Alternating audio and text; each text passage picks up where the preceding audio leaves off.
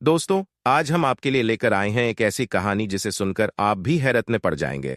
एक दिन की बात है, दोपहर के लगभग 2 बज रहे थे।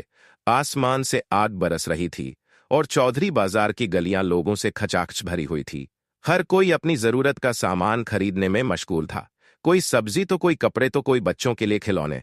इसी गमादमी और शोरगुल के बीच एक ठेले पर गर्मागर्म पानी पूरी की चटपटी खुशबू पूरे इलाके में फैल रही थी। यह ठेला था सुरेश का, लगभग 40 साल का। सुरेश अपनी पूरी शिद्दत से पानी पूरी बनाने में लगा हुआ था।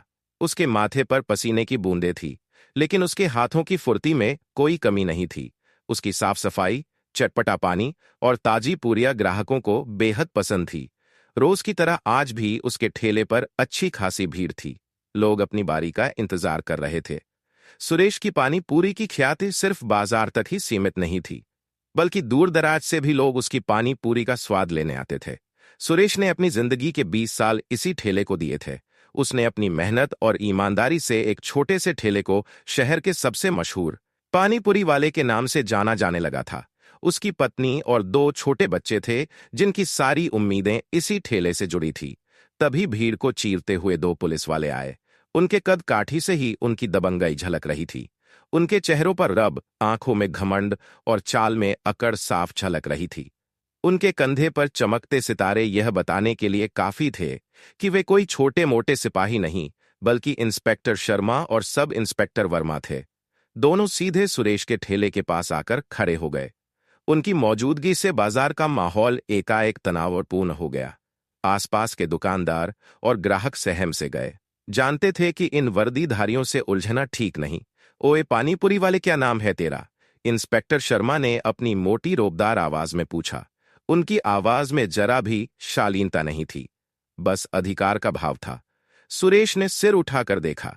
पुलिस वालों को अपने ठेले के पास देखकर वह थोड़ा सहम गया। एक पल को उसके मन में डर की लहर दौड़ी, लेकिन उसने अपनी घबराहट जाहिर नहीं होने दी। उसने अपने हाथों से पानी पूरी का एक ऑर्डर पूरा किया, फिर विनम्रता से जवाब दिया, जी सुरेश, अच्छा सुना है, तेरा ठेला यहां बहुत चलता है, कमाई भी अच्छी होती होगी। सब इंस्पेक्टर वर्मा ने व्यंग भरे लहजे में कहा। उसके होठों पर एक कुटिल मुस्कान थी। सुरेश चुप रहा, समझ नहीं पा रहा था कि इन वर्दी वालों की मंशा क्या है। उसने ऐसी स्थिति का सामना पहले कभी नहीं किया था। देख सुरेश, इंस्पेक्टर शर्मा ने थोड़ा आगे झुकते हुए धीमे लेकिन गंभीर स्वर में कहा, हमारा भी थोड़ा हिस्सा बनता है इसमें। तू रोज जो कमाता है उसमें से कुछ हमें भी चाहिए। इसे हफ्ता कहते हैं, समझा? तेरी कमाई में से हमारा भी थोड़ा मुनाफा होना चाहिए। सुरेश का चेहरा पीला पड़ गया। उसके माथे पर चिंता की लकीरें उभर आई। उसने कभी सोचा नहीं था कि उसे भी इस तरह के भ्रष्ट हालात का सामना करना पड़ेगा। उसने धीरे से आवाज में थोड़ी हिचकिचाहट के साथ कहा, लेकिन सर, मैं तो मेहनत की कमाई खाता हूं। मेरा तो वैसे भी मुश्किल से गुजारा होता है। घर का खर्च, बच्चों की पढ़ाई, सब इसी से चलता है। गुजारा? अरे ये सब नाटक बंद कर। Sub inspector Verma बुर्राया। उसकी आवाज में चिड़चिड़ाहट थी। तू क्या समझता है, हम यहां मजाक करने आए हैं? अगर आज से हफ्ता शुरू नहीं किया तो तेरा ठेला क्या, तुझे भी यहां से उठाकर थाने ले जाएंगे, फिर वहीं बैठकर पानी पूरी बनाना। उसने सुरेश के ठेले पर एक लात मारने का नाटक किया, जिससे कुछ पूरियां नीचे गिर गई। भीड़ में से कुछ लोग पुलिस वालों की बातें सुन रहे थे और दबी जुबान में कुछ फुसफुसा रहे थे। कुछ को सुरेश पर तरस आ रहा था, तो कुछ पुलिस वालों से डर रहे थे। कोई भी आगे बढ़कर सुरेश की मदद करने की हिम्मत नहीं कर रहा था, क्योंकि सब जानते थे कि पुलिस से पंगा लेना कितना महंगा पड़ सकता है। सुरेश को लगा जैसे उसका खून खौल रहा है। उसने जिंदगी भर ईमानदारी से काम किया था, कभी किसी का एक पैसा नहीं मारा था, और आज यह वर्दी वाले, जिन्हें लोगों की रक्षा करनी चाहिए, उसे खुलेआम धमका रहे थे। उसके बच्चों के चेहरे उसकी आंखों के सामने आ गए। आपको जो करना है कर लीजिए सर, सुरेश ने अपनी आवाज में दृढ़ता लाते हुए कहा। उसकी आंखें अब डर से नहीं बल्कि क्रोध से चमक रही थी। मैं एक भी पैसा नहीं दूंगा। मैं अपनी मेहनत की कमाई किसी को हफ्ता नहीं दूंगा।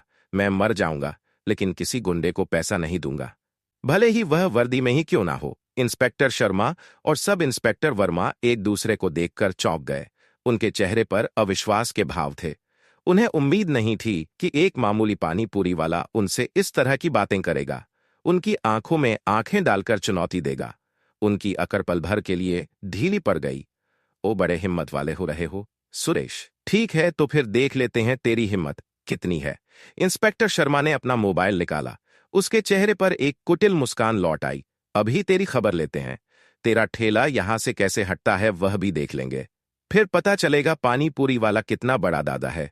इससे पहले कि इंस्पेक्टर शर्मा कुछ कर पाते, सुरेश ने अपने हाथ में पकड़े कपड़े को हटाया और उसके नीचे से एक पुराना लेकिन साफ सुथरा स्मार्टफोन निकाला। उसने बेझिझक एक नंबर डायल किया और फोन कान से लगा लिया। पुलिस वाले उसे देखकर ठगे से खड़े रह गए। सुरेश की आवाज पूरी तरह बदल चुकी थी।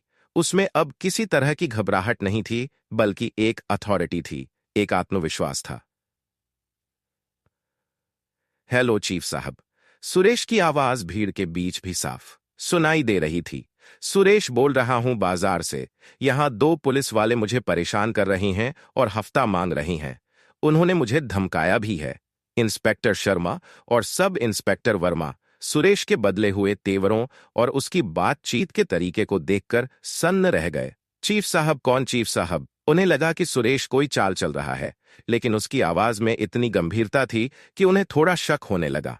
हाँ सर, नाम पूछ रहे हैं? ठीक है, बताता हूं। सुरेश ने फोन अपने कान से हटाकर पुलिस वालों की तरफ देखा। उसकी आंखों में एक अजीब सी चमक थी, जैसे वह उनके खेल को समझ गया हो। आप दोनों के नाम सर? उसने अब उन्हीं के अंदाज में लेकिन बिना किसी अहंकार के पूछा। दोनों पुलिस वालों के चेहरे का रंग ओढ़ चुका था। उनकी हैकरी और गुर्राहट गायब हो चुकी थी। उन्हें समझ नहीं आ रहा था कि यह क्या हो रहा है। उनकी जुबान लड़खड़ाने लगी। इंस्पेक्टर शर्मा और sub inspector Verma. Inspector Sharma ने हक लाते हुए कहा। उसके माथे पर पसीने की बूंदें उभर आई। सुरेश ने वापस फोन कान से लगाया। जी सर, इंस्पेक्टर शर्मा और सब इंस्पेक्टर वर्मा हैं। हफ्ता मांग रहे हैं और धमकी भी दे रहे हैं। सुरेश ने फोन पर कुछ और बात की जो पुलिस वालों को समझ नहीं आई। वह बस सिर हिलाता रहा और उसके चेहरे पर एक हल्की सी मुस्कान फैल गई। जैसे ही सुरेश ने फोन रखा, उसकी आंखों में एक अलग सी चमक थी। उसने पुलिस वालों की तरफ देखा और एक हल्की लेकिन आत्मविश्वास भरी मुस्कान दी। बस 5 मिनट सर, ज्यादा इंतजार नहीं करना पड़ेगा। अभी 5 मिनट भी नहीं हुए थे कि बाजार में दूर से पुलिस सायरन की आवाजें सुनाई देने लगी। पहले एक, फिर दो, फिर तीन। देखते ही देखते पुलिस की गाड़ियों का काफिला बाजार की तरफ बढ़ता चला आया। सबसे आगे एक नीली बत्ती वाली काली सरकारी गाड़ी थी, जिसके पीछे कई और पुलिस की गाड़ियां थी, जिनमें पुलिस अधिकारी बैठे थे। ऐसा लग रहा था जैसे कोई बड़ा ऑन ऑपरेशन होने वाला हो। गाड़ियों की लाइन सुरेश के ठेले के पास आकर रुक गई, जिससे पूरा बाजार थम गया। भीड़ में हलचल मच गई। लोग इधर उधर भागने लगे। दुकानदार अपनी दुकानें बंद करने लगे। समझ नहीं पा रहे थे कि अचानक यह क्या हो रहा है। सबसे पहली गाड़ी से जो शख्स निकला, उसे देखकर इंस्पेक्टर शर्मा और सब इंस्पेक्टर वर्मा के होश उड़ गए। उनकी आंखें फटी की फटी रह गई। वह कोई और नहीं, शहर के पुलिस कमिश्नर थे। उनके साथ एसपी सुपरिटेंडेंट ऑफ पुलिस और ASP assistant superintendent of police जैसे बड़े अधिकारी भी मौजूद थे, जिनकी वर्दी पर चमकते सितारे उनकी पदवी बता रहे थे। कमिश्नर सीधे सुरेश के पास गए। उनके चेहरे पर चिंता और सम्मान का भाव था। सुरेश, तुम ठीक हो? कोई परेशानी तो नहीं हुई तुम्हें? मुझे माफ करना, मुझे देर हो गई। पूरा बाजार सन्न रह गया। पानी पूरी वाला सुरेश और पुलिस कमिश्नर उसे नाम से बुला रहे हैं, और वह भी इतनी इत्मीनान से, और साथ ही इतने बड़े अधिकारी उसके लिए आए हैं। यह सब किसी फिल्मी कहानी से कम नहीं था। जी सर, मैं ठीक हूं, सुरेश ने विनम्रता से कहा। उसकी आवाज में अब भी शांति थी। ये दोनों मुझसे हफ्ता मांग रहे थे और मुझे धमकी दे रहे थे। उसने इंस्पेक्टर शर्मा और सब इंस्पेक्टर वर्मा की तरफ इशारा किया, जो अब जमीन में गड़े जा रहे थे। कमिश्नर ने गुस्से में इंस्पेक्टर शर्मा और सब इंस्पेक्टर वर्मा की तरफ देखा। उनकी आंखों में आग थी। शर्मा, वर्मा, यह क्या बदतमीजी है? तुम लोग यहां क्या कर रहे हो? तुम्हें लोगों की रक्षा करनी चाहिए या उन्हें परेशान करना चाहिए? उनकी आवाज में इतना गुस्सा था कि दोनों पुलिस वाले थर थर कांपने लगे। उनके होंठ सूख गए थे। जी सर, वो हम बस। इंस्पेक्टर शर्मा की आवाज गले में ही अटक गई। उसे कुछ सूझ नहीं रहा था कि क्या बहाना बनाए। चुपचाप कमिश्नर गरजे, तुम लोगों ने अपनी वर्दी पर कलंक लगाया है, अपनी शक्तियों का दुरुपयोग किया है। तुम लोगों को शर्म आनी चाहिए। कमिश्नर ने फील्ड और आसपास के दुकानदारों की तरफ देखा, जो अब उत्सुकता से सारी बात सुन रहे थे। तुम सब सुनो, सुरेश कोई मामूली इंसान नहीं है। यह हमारे विभाग का सबसे महत्वपूर्ण मुखबिर है। इसकी वजह से हमने पिछले 6 महीनों में शहर के कई बड़े गिरोहों, नशीले पदार्थों के तस्करों और चोरों का पर्दाफाश किया है। इसने अपनी जान जोखिम में डालकर हमें कई महत्वपूर्ण जानकारियां दी हैं। पूरा बाजार सन रह गया। लोगों की आंखें सुरेश पर टिक गई। पानी पूरी वाला सुरेश एक मुखबिर, और वह भी इतना महत्वपूर्ण, जिसने पूरे शहर को सुरक्षित रखने में मदद की है। यह बात सुनकर सब हैरान थे। सुरेश ने कभी इस बात का जिक्र नहीं किया क्योंकि वह नहीं चाहता था कि उसकी पहचान जाहिर हो। कमिश्नर ने अपनी आवाज धीमी करते हुए कहा, लेकिन आज इन दोनों की हरकतों ने उसे मजबूर कर दिया।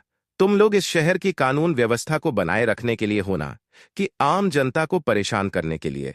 आज से तुम दोनों सस्पेंड हो और तुम्हारे खिलाफ विभागीय जांच भी बैठेगी। जेल भी जा सकते हो। पुलिस कमिश्नर ने अपने साथ आए एसपी को निर्देश दिए और पल भर में इंस्पेक्टर शर्मा और सब इंस्पेक्टर वर्मा को हथकड़ियां पहना दी गई। उन्हें अपनी आंखों पर यकीन नहीं हो रहा था। उनकी अकड़, उनका रब, उनका घमंड, सब कुछ पल भर में मिट्टी में मिल गया था। एक पानी पूरी वाले ने उनकी नौकरी ले ली थी और उन्हें सलाखों के पीछे धकेल दिया था।